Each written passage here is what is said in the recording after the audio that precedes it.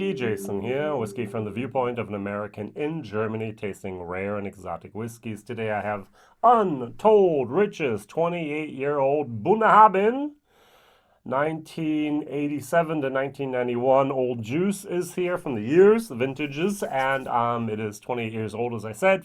49.1% ABV. I paid 160 euros for this. The going price at the moment, that was just basically 3 months ago, is now 240 euros. And this is Whiskybase number 175324. 175324. And this bottle actually has a rating of over 90 points, which is somewhat seldom. Over 90 points means buy the bottle if you can get it. Now the question is, will I also give this a rating? A 90 would be actually my one category. So A minus. And so this is Wemyss. Wemyss are an independent bottler. They do own their own distillery now with Kingsbarns. But Wemyss Malt, actually, they have these casks. So here we go, Wemyss Malt, Untold Riches, Islay Single Malt Scotch Whisky, and of course the Bunnahabhain. If you look here, you can see Bunnahabhain's missing the H at the end. It's Bunnahabhane, and of course they just said BAIN.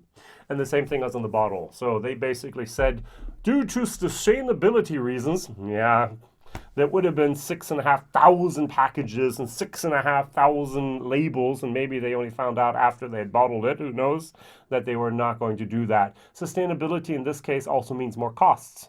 They would have had to reprint and rebox everything and so on, and so it's, yay, good job. So what we have here are 28 hogsheads and 3 sherry butts. Fascinating for me is that they actually put this on the side of the flap. And they were allowed to use the years here, which I thought was very fascinating, that the SWA, the Scotch Whisky Association, did not kind of go, no, you're not allowed to do that. You're only allowed to talk about the youngest whiskey. So what we have here is, and I don't understand everything all the time, we actually have 3 sherry butts from the year 1987. Good, that's 17.4% of this. Some of the evil people out there have said those butts actually went down below 40%. They mixed it with other stuff together. Now we have the higher ABV that we need to call it single malt Scotch. Then we have actually here 17.4%, but we have barrels that were distilled on the 11th of November in 1980, as well as one barrel that was bottled on or distilled on the 21st of June 1988. Why did that not get its own little bracket? Because the next part is on the 12th of December 1988, there was 3.3%. So it was one individual cask that got its own little column here. And then we have a large range of the hogsheads. Everything else was hogsheads, of course, of 51.8%. That was all distilled then on the 12th of December 2 years later, 1990. And we have a percentage 10.3, which are all distilled here on the 2nd of December 1991. So they like December here. All right, very, very good. So sometimes I don't understand everything, nor do I always have to understand everything. David, the 3rd Earl of Wemyss, the signature guarantees the whiskey's authenticity. No signature that's printed on a box. If he actually signed it himself, that would be, for me, a guarantee, something that's authentic, but not that just someone actually printed 6,500 of these boxes and with a squiggling of something on there. Sorry, that just doesn't cut it for me. I'm going to compare it to something called the White Heather. This is a 21-year-old blended Scotch. It's a blended malt, actually. It's not a blended malt. It's a blended Scotch. And this actually was created and made by Billy Walker. And it has a price, at least I paid 159 euros for it. Exactly the same price I paid for this. Now, this is Bunnahabhain. This is single malt. This is actually grain and malt together. And there's a good portion of 21-year-old Glenallachie in here. So, what can I say? Now, I do want to talk about price for a moment. Look at here, 28-year-old Bunna.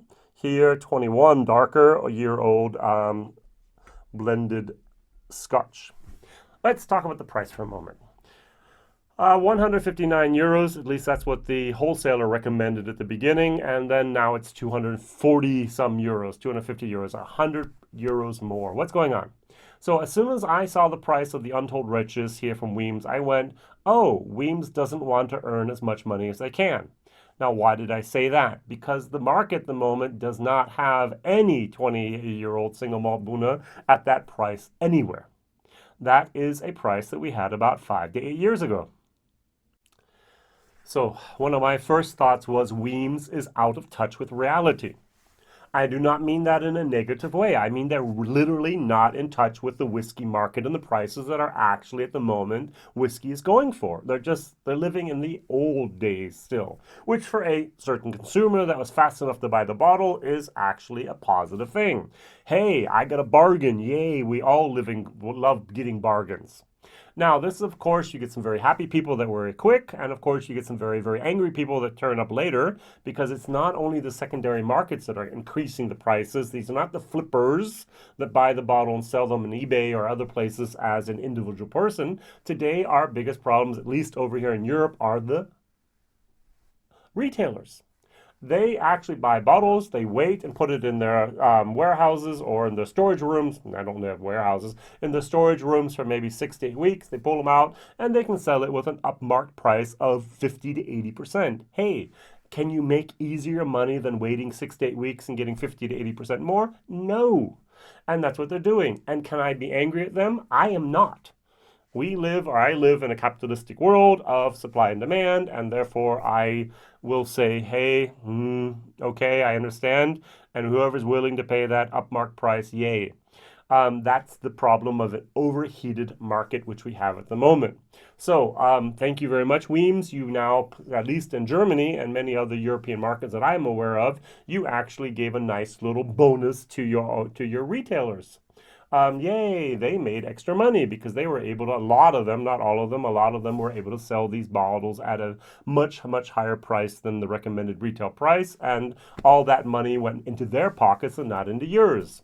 Now, if Wemyss would have said, okay, we understand the market today. We understand that a 28-year-old Bunnahabhain single malt from a lot of also sherry and hogsheads and so on goes for 220 euros. They would have priced it at 220 euros, and then we would not have those retailers going up and up and up. And then the whiskey would not have disappeared within 3 days, and we would have had actually a market which is at the moment the new norm. All right, I don't know if you like the new norm. I don't always, but that's the new norm. All right, and so this is what's going on here. What's your personal opinion? Should the distributors and the producers actually match their prices to the market, or should the retailers be allowed to actually just say, hey, I don't care. I'm going to wait for a couple weeks and just give it to you at the higher price anyways. So, and if you have a good solution to this, that would also be good. The solution is don't buy. If you don't buy it, someone else will. And I'm sorry, that's what's happening in many, many, many, many cases. And often if they don't buy it at the one market, they just send it to the next market that's overheated at the moment, and they will buy it. And Germany is one of those markets at the moment. They'll buy almost anything. Ooh. All right, very, very good. So going on the nose. Now, the first thing I realized, this is a somewhat older whiskey. How do I know? I have leather and I have furniture polish. If you've ever had this Pledge furniture polish, that knows what I'm getting. It's a little bit of a lime Pledge, to be honest. It's dark, it's rich, it's actually nice, which I'm not at all surprised at. The 90 points plus 90 points it has at the Whiskybase. If you look at if you detailed look at most of the different reviews, you'll see often they put that either in 4 different categories, and the nose was one of the best categories. The finish was very good. The taste was the taste is good, don't get me wrong, but compared to the other parts, the finish is great, the nose is great, but the real beginning and the middle is a lot of lemon in there. And I'm not sure if that lemon, that kind of contradicts the rest of this wonderful, wonderful old leather nuttiness of this Bunnahabhain. Over here, though, the 21-year-old White Heather, I must admit, this nose absolutely is alluring to me. It's a caramel, fruity, vanilla goodness. I really, really like this nose. Now, the palate is not as great. It does this, and then it goes, oh, yummy. And this does this, and does also, oh, yummy. But on the nose, I must admit, I kind of like the White Heather 21 a little bit better. Just me. All right, so 49.1%. Cheers. Bunnahabhain, Untold Riches.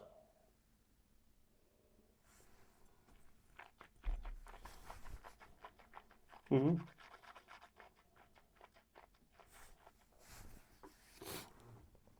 I'm somewhere between a B and a B minus. The alcohol pushes. There's a lot of alcohol strength in here, despite the 28 years old. There's a lot of that furniture polish going on there. There's a good nuttiness. It's more of a walnuttiness, which is deep, dark, rich, and there's a lot of leather on here. So, oh yeah. The finish is really, really nice here. This is a very, very good whiskey. Is it an A whiskey in my book? No. That even now, okay, and then that furniture polish, that pledge kicks back in. And that's not something that I really, really, really like. It's good, but it's not wow. Um, Long, great finish. Is this worth 159 euros in today's market? Definitely. If you can find this for around that 159, maybe $200, whatever you're paying for in the States for this at the normal recommended retail price, I would say, and if one, you have the money, and two, you like to have these old whiskey types, go for it. Excuse me. I'm not a old whiskey drinker. I am not a believer in older is better. I am not a believer that, oh, back then when I started, by me, it was with me, it's 5 years ago, I started basically doing my whiskey journey here. I don't remember the good old days. I didn't have them. My good old days were a lot of bourbon, a lot of Irish, and the last 2 to 3 years I've been really getting into the Scotch. Um, and so therefore, it's not something that I'm not yearning for these old, old things. I do enjoy it. If it was blind, I'd give it a B minus. Without being blind, I'm going to give it a B. Value for money, as I said, I could give it a C, maybe a C minus. Depends on your pocket, depends on what you want. For 250 euros, that'd be 300 some bucks. I wouldn't buy this at all. I'm not going to go out and go look for a new bottle myself either, even for 150 some euros. It's just not my flavor profile. It's just not my wheelhouse where I go, wow, wow, wow. It's like, okay, yeah, oh, a little bit of heat and a little bit of that lemon pledge. Nah, not really mine. Not what I like, not what I enjoy, not what I hunger and yearn for. All right, very, very good. If anyone knows why and how they can put the 28 different hogsheads and the three cherry butts listed with the ages on there, and the SWA did not reprimand them for that, that would be very, very interesting. Because I know, for example, if you put in the code for Bunnahabhain at the moment from the bottles, if it's a classic laddie or anything else, they can only have the age of the youngest whiskey once, and everything else is actually blacked out because they also got reprimanded here by the SWA because that's not allowed. You can only have the youngest whiskey named. Anything except for that is, of course, confusing and will not be able to be understood by us as a consumer. All right, very good. So, White Heather, just as a comparison, question of the day: what is your best whiskey of above 21 years old? It can be a malt, it can be a single grain, it can be a Scotch malted, blended malt, it can be blended Scotch, it can be anything. It can be even a bourbon for all I care, or Irish whiskey. Ooh, my Redbreast 21 is really good. I would leave anything on the table here for my Redbreast 21, so that's going to be my answer of the day.